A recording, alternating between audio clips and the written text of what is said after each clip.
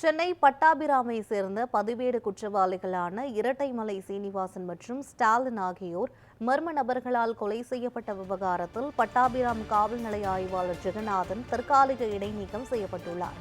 இதுகுறித்த கூடுதல் தகவல்களை நமது செய்தியாளர் சீனிவாசன் வழங்க கேட்கலாம். சீனிவாசன், என்ன நடந்தது? முழுமையான விவரங்களை சொல்லுங்க. சென்னை பட்டாபிராம் அடுத்து சுராஞ்சேரி பகுதியை சேர்ந்தவர் இரட்டைமலை சீனிவாசன், அவரது தம்பி ஸ்டாலின். இருவரும் பல்வேறு குற்ற வழக்குகளில் தொடர்புடையவர்கள். இவர்கள் நேற்று அதே பகுதியில் 3 பேர் இருசக்கர வாகனம் செல்லும் பொழுது அவர்களை வழிமறித்து வாய் தகராறில் ஈடுபட்டுள்ளனர்.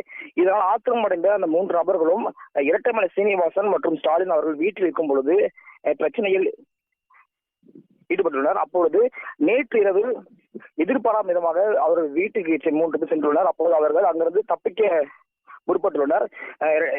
இரட்டைமலை சீனிவாசனை பட்டாபிராம் பகுதியில் ஒரு மாந்தோப்பில் வைத்து சரமாரியாக வெட்டி படுகொலை செய்துள்ளனர்.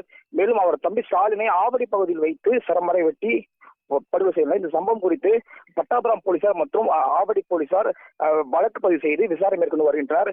கடந்த 2017ஆம் ஆண்டு நேற்று கொலை செய்யப்பட்ட 20 அண்ணனான கக்கன் என்பவரை மர்மநபர்கள் வெட்டி படுகொலை செய்துள்ளனர். இந்த சம்பவமானது பகுதி பெரும் பரபரப்பை ஏற்படுத்தியுள்ளது.